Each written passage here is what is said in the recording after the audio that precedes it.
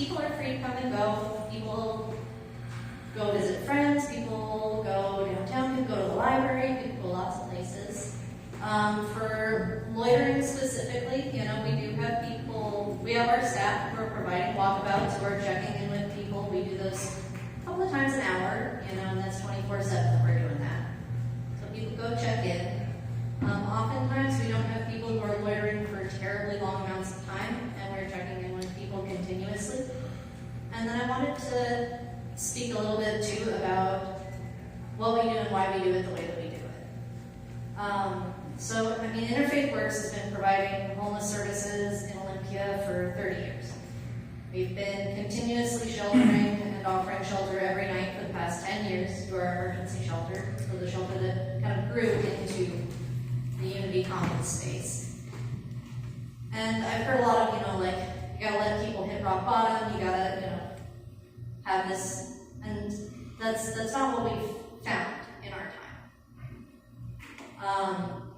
We have really found with people, when we work with people, that stability is just built one little block at a time. It's built one day at a time. It's knowing that you're going to be safe when you fall asleep. It's knowing that when you wake up, you can go into a kitchen and there's food and there's water and there's dignity. That there are people that are happy to see you every day. That there are people that are willing to help you out with stuff. And we've seen that transform people's lives, you know, again and again. And I'm sure that there are people where other approaches work better for them. But that's not what we do.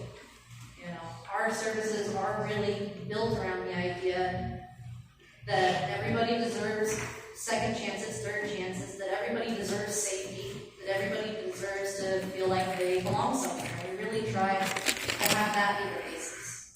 Because what we found is that we can't expect people to have hope if we don't have faith in them, if we don't have hope for them.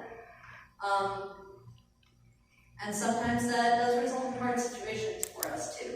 You know, it's easy to be heartbroken. I think Darcy even spoke about it, but it is easy to be heartbroken.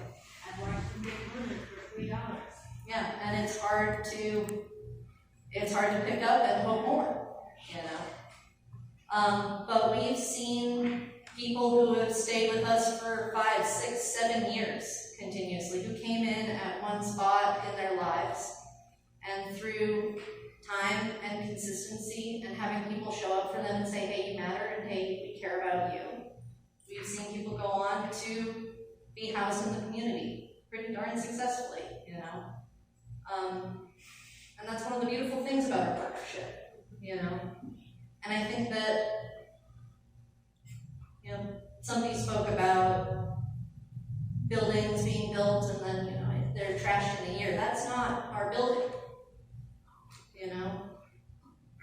That's not our reality there. And so I understand being frustrated, and I think that everybody, us up here too, are frustrated by these problems. I've heard people talk about limitations of the federal government, limitations of the state government, limitations of money and reality and income and all these big things that I think, you know, really do have a huge impact on our ability to respond together as a community. And when I talk about that collaboration, I think that's our superpower.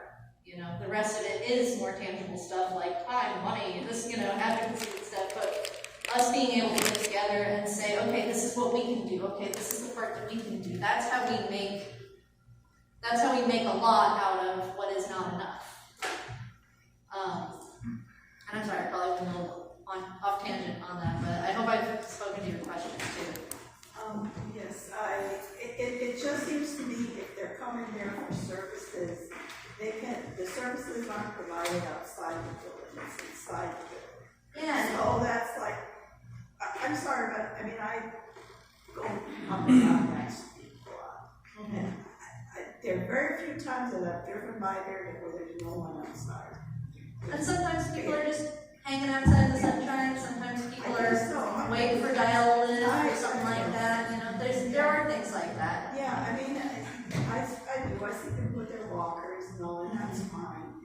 But ever so often you see people that are definitely not there to, you know, they're there to cause trouble. I introduced myself to them.